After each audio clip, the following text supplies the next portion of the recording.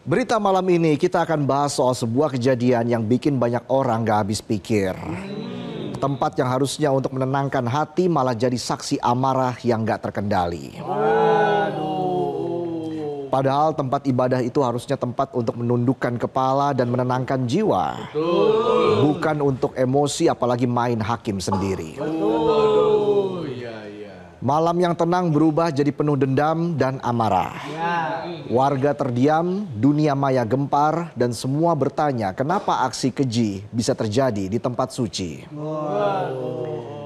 Jadi begini ceritanya begini. Seorang pria bernama Arjuna Tamaraya berusia 21 tahun tewas setelah dianiaya oleh sekelompok orang di Masjid Agung Sibolga, Jalan Diponegoro, Kelurahan Pasar Belakang, Kecamatan Sibolga, Kota Sibolga, Sumatera Utara pada Jumat 31 Oktober dini hari. Bayangkan masjid yang harusnya tempat buat cari ampunan malah menjadi tempat cari lawan. Orang normal kalau masuk masjid biasanya lepas sendal lanjut wudhu. Betul. Nah, pelaku ini nggak cuma lepas sendal tapi lepas akal. Bukan ambil wudhu tapi langsung meninju. Korban dikeroyok oleh 5 orang sekitar pukul 3.30 dini hari saat hendak beristirahat di masjid. Orang mau rebahan disambut sama pukulan. Pelakunya 5 orang. Bukannya sholat berjamaah, malah ngeroyok bersama-sama. Kasat Reskrim Polres Sibolga AKP Rustam E. Silaban mengatakan bahwa salah satu pelaku yakni ZP mulanya melarang korban untuk tidur di area masjid. Namun korban tetap beristirahat sehingga membuatnya tersinggung. Padahal ZP ini bukan pengurus masjid, bukan penjaga keamanan juga. Jadi dia tidak ada hak melarang apalagi sampai menghakimi orang. Betul. Ini masjid tempat suci. Betul. Bukan lahan pribadi. Iya, betul. Masjidnya tenang, hati pelakunya gak tenang. Iya. Udah ganggu korban, mungkin ganggu malaikat juga. Nah, bisa. Malaikat ke tempat ibadah niatnya mau catat pahala orang yang beribadah. Iya, pasti. Ini malah catat dosa gara-gara manusia emosion. Aduh. Manusia yang penuh emosian. Iya. ZP yang tersinggung kemudian memanggil 4 orang lainnya. Bayangin nyamperin 1 orang mau rebahan aja sampai ngajak kawan. Pelaku nggak cuma otaknya ciut tapi juga pengecut. Betul. AKP Rustam menjelaskan para pelaku kemudian memukuli korban lalu menyeretnya keluar hingga kepala korban terbentur dan gak berdaya. Aduh. Gak cuma itu, korban juga diinjak dan dilempar buah kelapa oleh salah satu pelaku hingga mengalami luka parah di bagian kepala. Bayangin dilempar kelapa. Buat penonton, kalau Anda dilempar kelapa sama orang, balaslah dengan senyuman. Iya, pasti.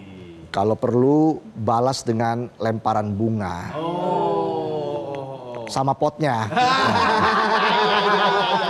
Tega bener. Iya. Itu di tempat ibadah loh. Iya.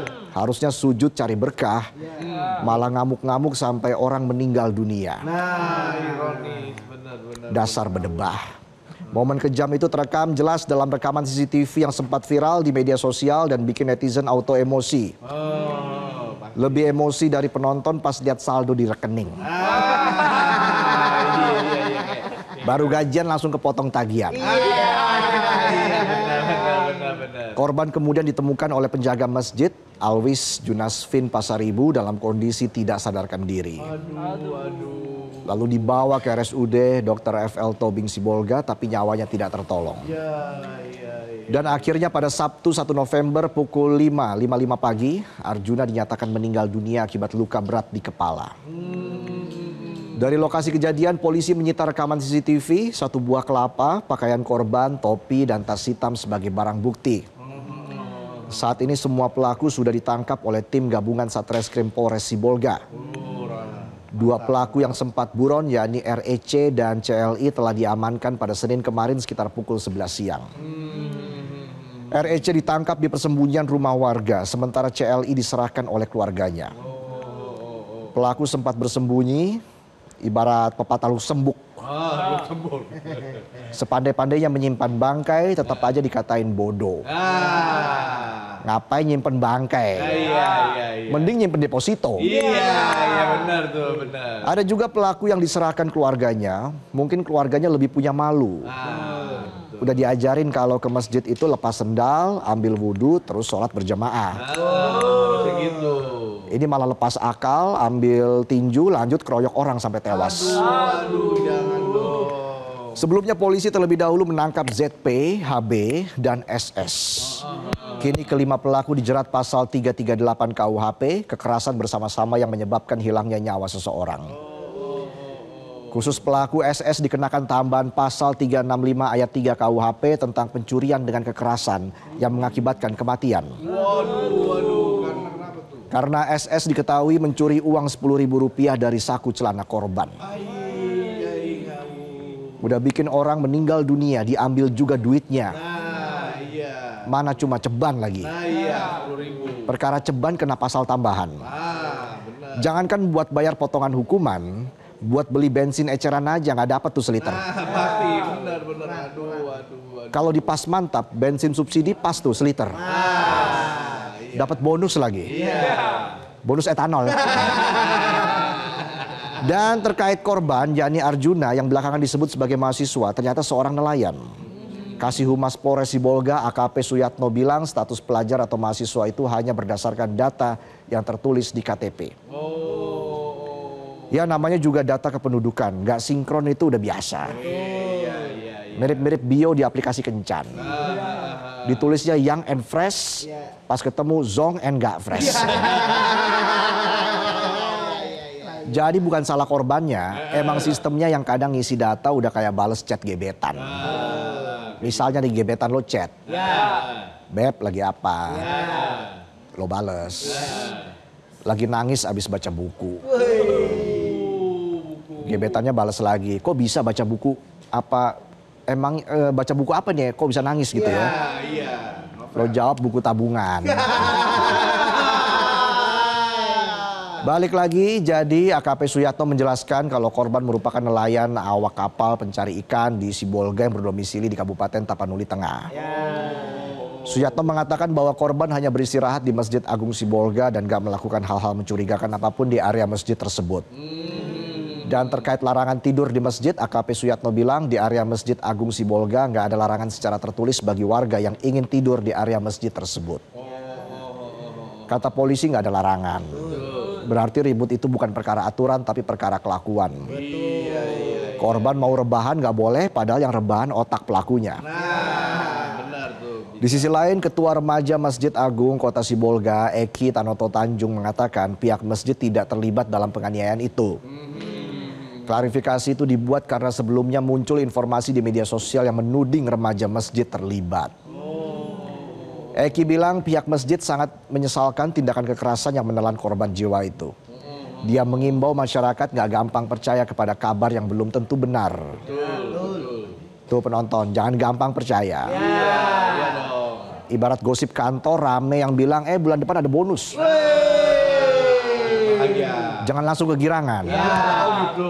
Pas bulan depan gajinya tetap aja, kerjaannya malah nambah.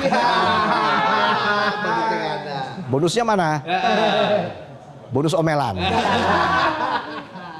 Bosnya nanya kan, kerjain ya. Siapa nanti dikerjakan? Lo kok nanti? Iya Pak, ini sedang dikerjakan. Kata bosnya nah gitu dong. Kalau disuruh nurut. Siapa? Tapi bentar Pak, kopi saya belum habis nih. Kata bosnya, kamu saya pecut juga kamu. Pecat kali Pak. Enggak bener pecut. Bisa aja kayak Telkom. Sementara itu pihak keluarga korban menuntut agar Polres Sibolga segera mengusut tuntas kasus penganiayaan ini. Mereka berharap keadilan ditegakkan terhadap para pelaku yang dinilai tidak memiliki peri kemanusiaan. Keluarga berharap agar para pelaku dijatuhi hukuman setimpal.